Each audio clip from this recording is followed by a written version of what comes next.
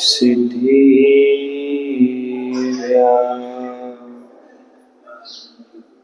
नमो हरिहन्तारं नमो सीताणं नमो हरियाणं नमो वैच्छायाणं नमो लोये सौरसाहुरं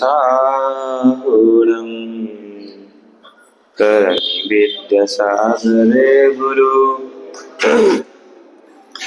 तरनिवेद्यसागरे गुरु तारो मुझे ऋषि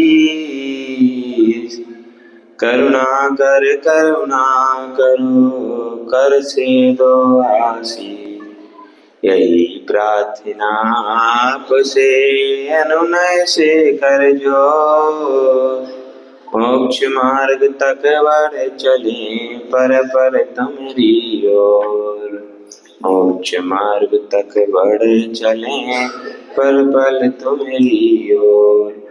अनंत अनंत सिद्ध पंच परिष्ठी भगवान की परम पूज्य कैवल्य कमलाकृति सप्त भयभंजक त्रिभुवन मनोक मूल नायक श्री मनुष्यनाथ भगवान की कलिकुंड चैतन्य चमत्कारी चिंतामणि पार्श्वनाथ भगवान की परम पूज्य संत श्रमणी आचार्य भगवंत श्री विद्यासागर जी महाराज की परम पूज्य गणाचार्य श्री विराग सागर जी महाराज की परम पूज्य चर्या श्रमणी आचार्य भगवंत श्री विशुद्ध सागर जी महाराज की संयम प्राण प्रदाता दीक्षा प्रदाता शिक्षा प्रदाता आचार्य गुरुदेव श्री विभव सागर जी महाराज की विभास्वर सागर जी महाराज की अहिंसामयी विश्व धर्म की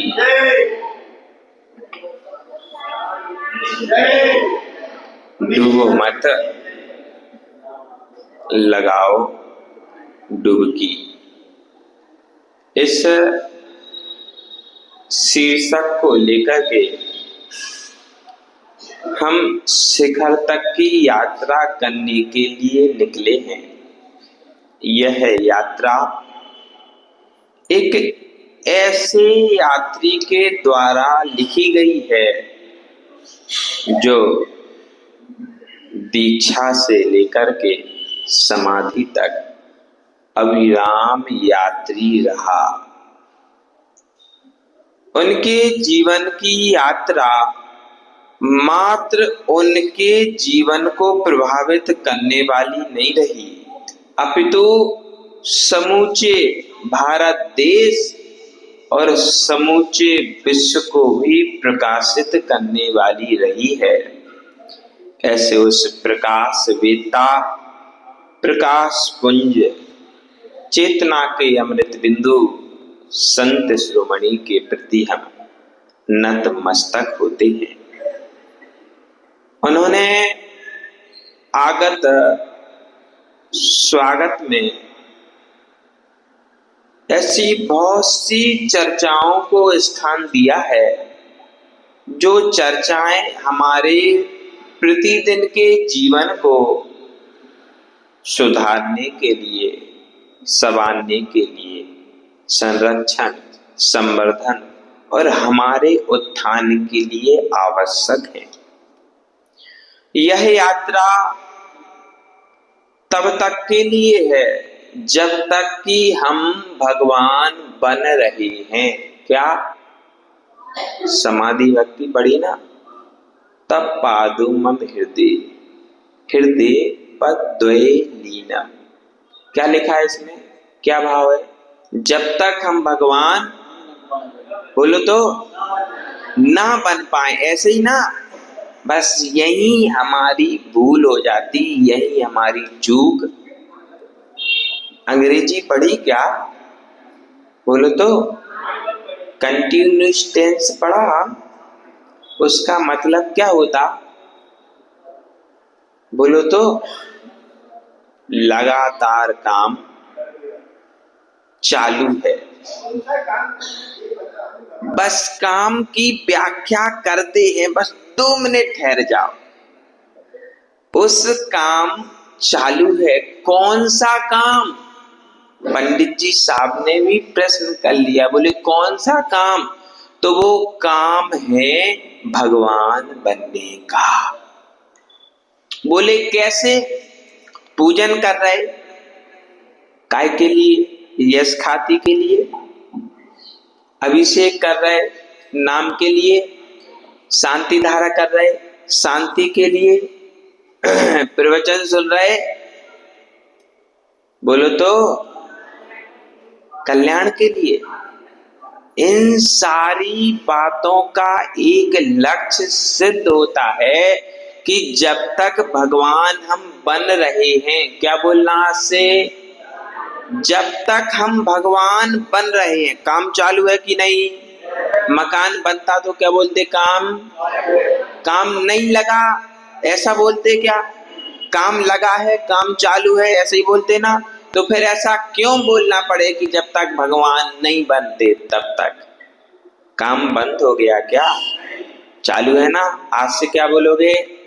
जब तक काम चालू है तब तक, जब तक हम भगवान बन रहे तब तक हृदय आपके चरणों में लीन रहना चाहिए। उसी बात के लिए आचार्य श्री बतलाते हैं, विगत की घटना से पल भर तो हटना।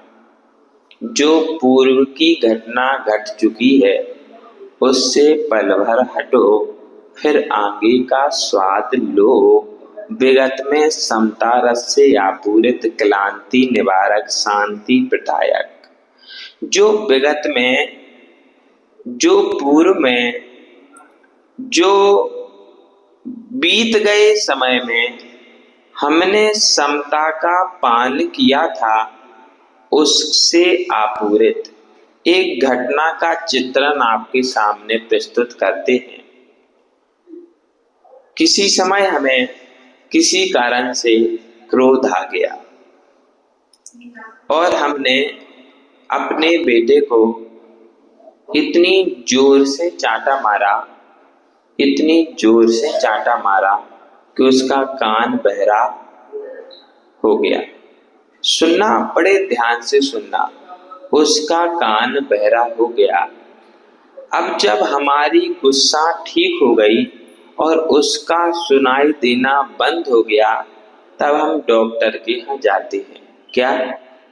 और डॉक्टर से कहते हैं, डॉक्टर साहब इसके कान में कोई दिक्कत बोलो तो है? नहीं, हो गई। अब आप उपाय बतलाइए। तो वो देखते हैं, चेक करते हैं, बोलते पर्दा तो बिल्कुल हिल गया, फटने जैसी स्थिति में हो गया, इस पे सूजन आ गई, इसीलिए इसको सुनाई नहीं दे रहा है, और यदि और जोर से चोट पड़ती तो इसका पर्दा भी। अब बतलाइए, वो आपसे पूछेगा क्यों, इसको कौन सी चोट लगी, तब क्या उत्तर दे पाओगे? बोलो तो। उत्तर देने के पहले निज में कचोट हो जाएगी कि ओहो, मैं ऐसा पिता हूँ, मैं ऐसी माता हूँ जो अपने ही बालक को इतनी जोर से मारा कि पूरी जिंदगी के लिए उसका कान बहरा। यदि उस समय मैंने क्रोध पर कंट्रोल कर लिया होता तो आज यह स्थिति बनती क्या? बस जो उस समय मन में ग्लानि भाव उत्पन्न हुई और उस समय जो समता की स्थापना हुई, वो है समता रस से आपूरित।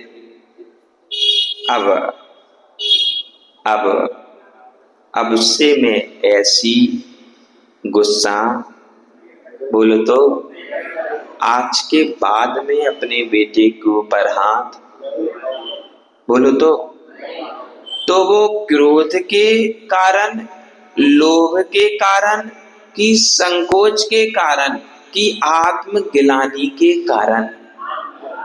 जो आत्मग्लानि हुई उसमें निंदा भी हो गई, गर्हा भी हो गई और प्रतिक्रमण भी हो गया, और प्रतिक्रमण से जो विशुद्ध आत्मा की स्फूर्ति हुई, उत्पन्न हुई, उसका नाम यहाँ समता रूप परिणति है। और जब तक यह परिणति उत्पन्न नहीं होगी तब तक भगवान, अब बोलो, भगवान बन रहे हो कि नहीं? विशुद्धि ऐसे बनेगी कि जो किया हुआ काम है ना, जब तक पाप का फल सामने नहीं आता तब तक पाप पाप नहीं लगता।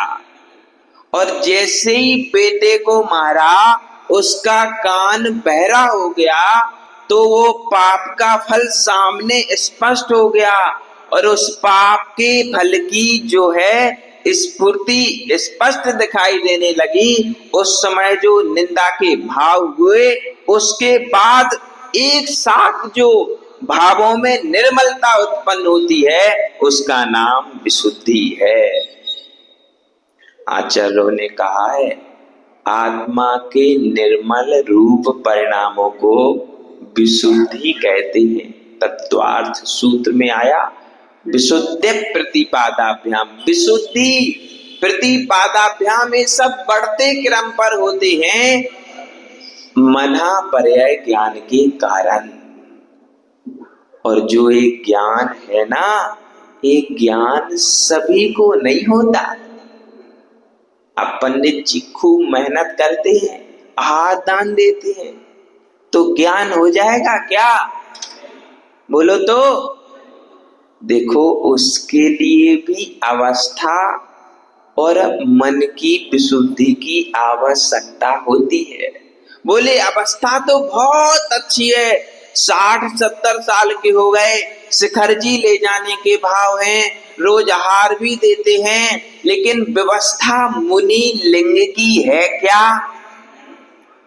और जब तक मुनि लिंग की व्यवस्था नहीं होगी तब तक मना पर्याय ज्ञान होने वाला। अब यह कहें कि विशुद्धि नहीं है क्या? बोलो तो। विशुद्धि तो है, लेकिन थप्पड़ थोड़ी कम जोर से लगा, पर्दा फटा नहीं, सूजन आई। ऐसी विशुद्धि तो है, लेकिन मुनि बनने के बाद जो विशुद्धि होती है वो विशुद्धि। और जब तक वो विशुद्धि नहीं होगी तब तक विशुद्धि का फल मिलने वाला। क्लांति निवारक, और जो मन की निंदा गढ़ा हुई वो क्लांति माने मन के क्लेशों को नष्ट करने वाला है। और जैसे ही क्लेश नष्ट होते हैं तो उसके तुरंत बाद एक और छोटी सी बात सुनो। पति पत्नी में झगड़ा हो जाए और 2-5 दिन तक बातें बंद रहें, फिर तीसरे दिन काम पड़ जाए तो बोले सुन दो, अरुण जी नहीं, हाँ, अरे सुदर्शन को सुनाते हैं, सुनो मुझे मंदिर जाना है, आज घुटने में दर्द है, छोड़ दोगे क्या? तो वहां से उत्तर आएगा चले जाओ। फिर धीरे से मन करता है यार छोड़ तो दो, और छोड़ दिया जाए। उसके बाद जब घर पे आए और भोजन बना करके परोसे, तो जो 2 दिन से भोजन परोसा जा रहा था और आज जो भोजन परोसा गया उसमें अंतर होगा कि नहीं? ये सब लोग समझदार हैं, देखो समझाना नहीं पड़ा, बोले उसमें अंतर होगा। और उसके बाद जो मन में क्लांति थी उसके नष्ट होने पर मन में शांति आएगी कि नहीं? और यही शांति जब आ जाती है तो उसके बाद जो परिणामों में निर्मलता होती है उसी का नाम विशुद्धि है। ये विशुद्धि कहीं से खरीदने थोड़ी जाना पड़ता। ऐसा हो 11,000 की रसीद कटवाओ अजित भैया से, अजय भैया से, और विशुद्धि 1.5 किलो आ जाए। तो बोले 11,000 नहीं, 11 लाख की भी कटवा लो, इतनी सी भी नहीं आएगी। बोले क्यों? वो इसलिए नहीं आई कि रसीद में नाम लिखवाया था श्रीमान अरुण सुनीता कुमार जैन, और अमित का नाम भूल गए। क्या अब घर पे वो रसीद दिखा नहीं सकते क्योंकि अमित से ही पैसे लेने थे। अब विशुद्धि आई क्या? दान हुआ क्या? ना दान करके भी दान नहीं कर पाया, विशुद्धि का उपयोग मिलने पर भी विशुद्धि का उपयोग नहीं कर पाया, इसीलिए कहते हैं क्लांति। बेचारा कष्ट में फंस गया। और जैसे ही उन्होंने एक एरो लगा के अमित का नाम लिख दिया, अमित ने पैसे दे दिए, पैसे भर दिए गए। अब जो शांति मिलेगी उसका कोई मोल है? बोले वही शांति की मुझे आवश्यकता है। ओ घटना, ओ घटना, ओ घटना, समझना। ओ घटना जो पहले घटना घट चुकी थी ना, 2 दिन तक बात नहीं हुई थी, वो घटना घट ना, उसको घटना ही था 2 दिन के बाद। कितनी कसाई करोगे, कितना क्रोध करोगे? जब साथ में रहोगे तो कसाई कहीं ना कहीं समाप्त तो। गुरुजी सदैव कहते थे बुराई कितनी भी हो जाए, बैर कितना भी हो जाए, लेकिन बात करना बंद नहीं करना। यदि बात करना बंद की तो समझना बैर लंबा हो गया, और बात करना चालू की तो बैर समाप्त हो जाएगा। क्यों? कहां किसका अहम टक्कर मार रहा था? ओ घट ना, एक घटेगा ओ घटना। जब तक वो घटना नहीं भूलोगे तब तक एक घटना घटने वाली, इसीलिए वो घटना भूल जाओ, वो घटना कम करना है। और इस घटना के कम होते एक घटती चली जाएगी। अरे मन, ए मन भूल जा, क्या? वो घटना, ओ घटना, ओ घटना। जब तक भुलाओगे नहीं तब तक भूलने वाले भी, तो भुलाने के लिए प्रयास करना पड़ता क्या? बोलो तो। हाँ, अपने आप भूल जाते। ये हमने पढ़ाई लिखाई में तो सुना था कि पढ़ते रहो अनभ्यासे विषम विद्या।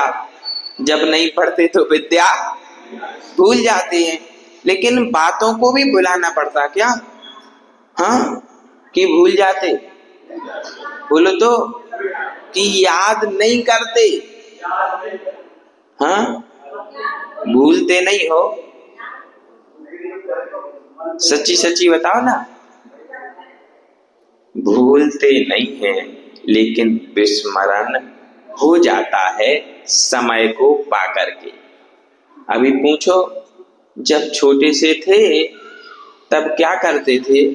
तो छोटे से लेके अभी तक की कहानी मौखा सब सबको कंठ में है, सबको याद है। कब क्या घटना हुई, कैसे पढ़ाई की, कैसे यहाँ तक पहुंचे, कैसे व्यापार किया, कैसे क्या किया, ये सबको सब कुछ याद है। इसीलिए हो जा अरे मन विगत से अनागत से पूर्ण रूप उपराम। जो जो बीत चुका है उसको भूल जाओ, पूर्ण रूप उपराम। अब आगे का नया जीवन शुरू करो, अन्यथा और कहीं खोजा सतचित आनंद धाम।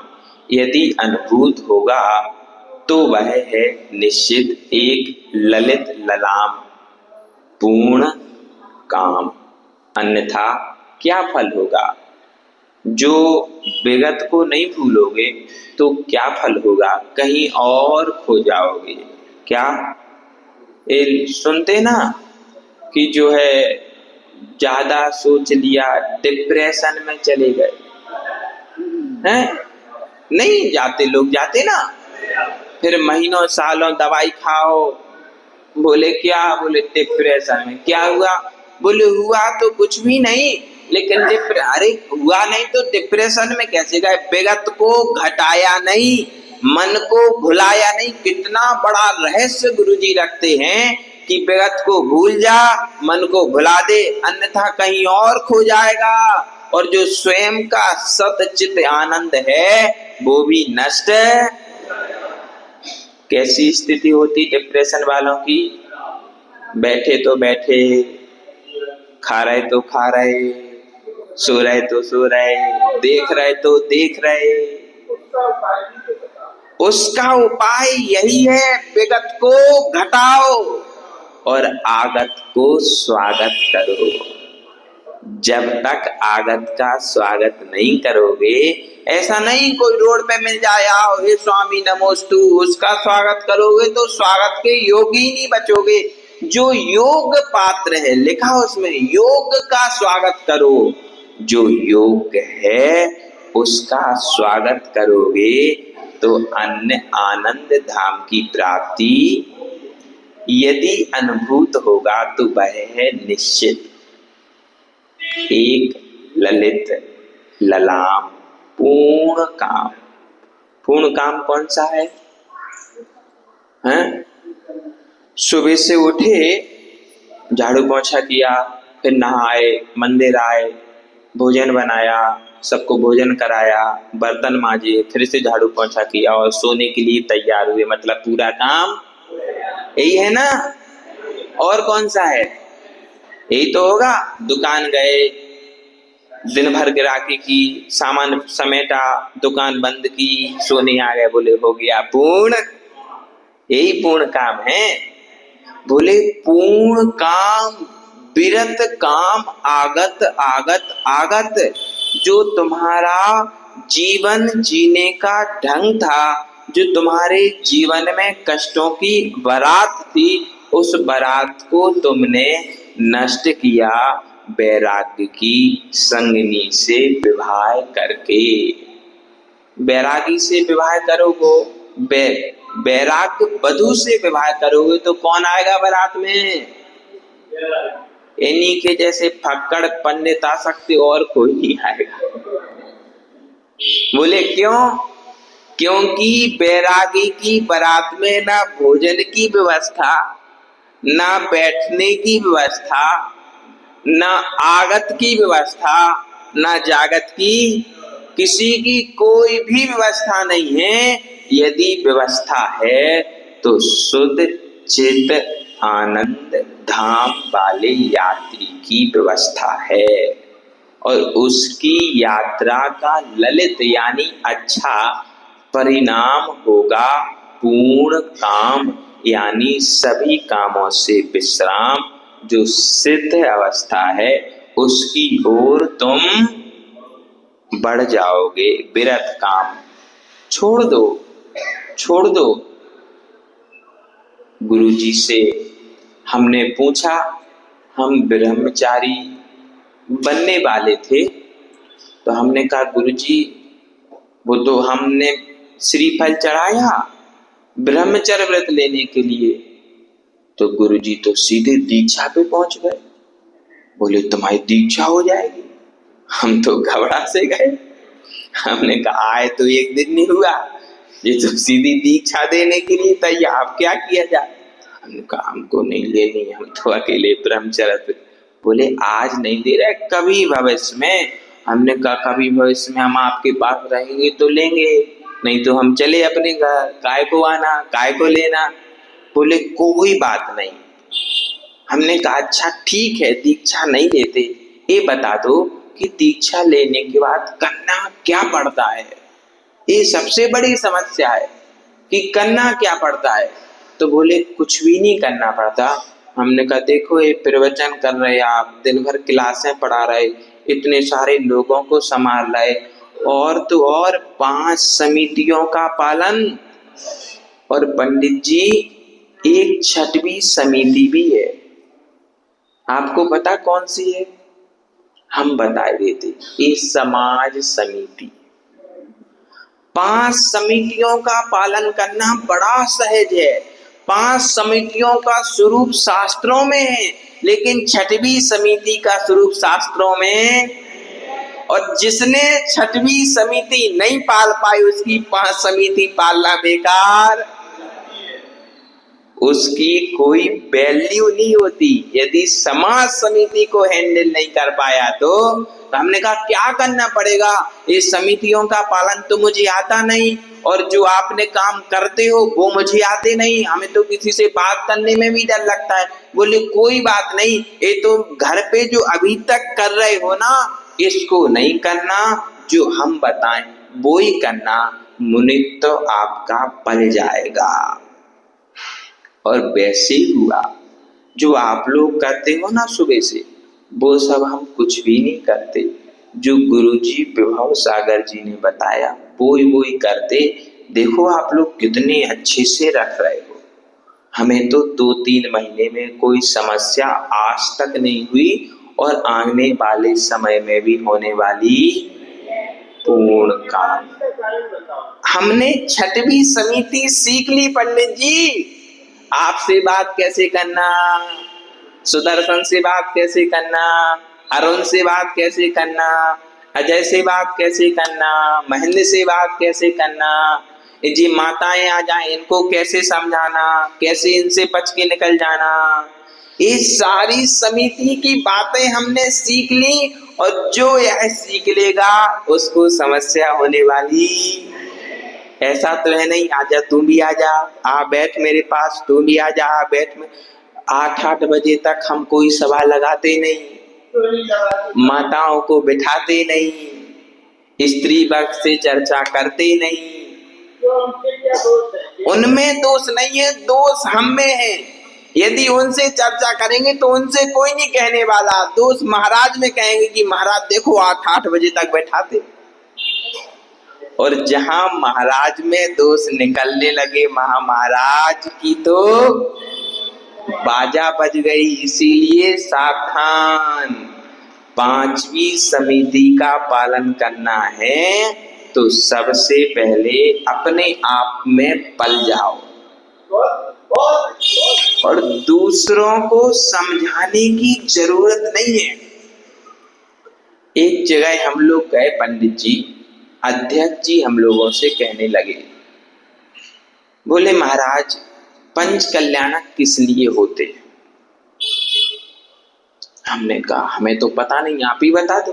बोले महाराज ऐसा थोड़ी होता कि पंच कल्याणक होते आपको पता नहीं। हमने कहा भगवान की पिता। बोले नहीं, बोले भगवान के पंच कल्याणक तो हो गए, अब फिर से होंगे क्या?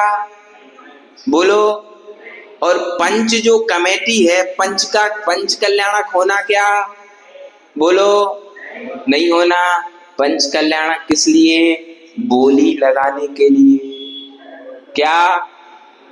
पंच कल्याणक बोली लगाने के लिए। और महाराज ने बोली में टोका, मतलब महाराज पंच कल्याणक करवाना चाहते, और पंच कल्याणक छूटा कि महाराज की प्रतिष्ठा भी। इसीलिए बीच में बोलो तो बोलना नहीं। और जहां तुमने बोलने पर समता धारण की, यहीं आ जाओ, यहीं समता रस्या, पूरा क्लांति का निवारक हो गया। और अपने आप में बैठ जाओ, 1 घंटा और बैठ जाएंगे, हमारा क्या बिगड़ने वाला, 1 घंटा लेट आहार कर लेंगे, ये शांति का प्रदायक हो जाएगा। अन्यथा कहीं और खो जाओगे। सतचित आनंद धाम में प्रवेश, और प्रवेश करना है तो उसकी कथा और उसकी चर्या, इस डूबो मत लगाओ डुबकी में खूब भरी हुई है, बस उसको निकाल करके पीने की आवश्यकता। आपका समय हो गया। परम पूज्य गुरुदेव विभव सागर जी महाराज की, परम पूज्य सागर जी महाराज।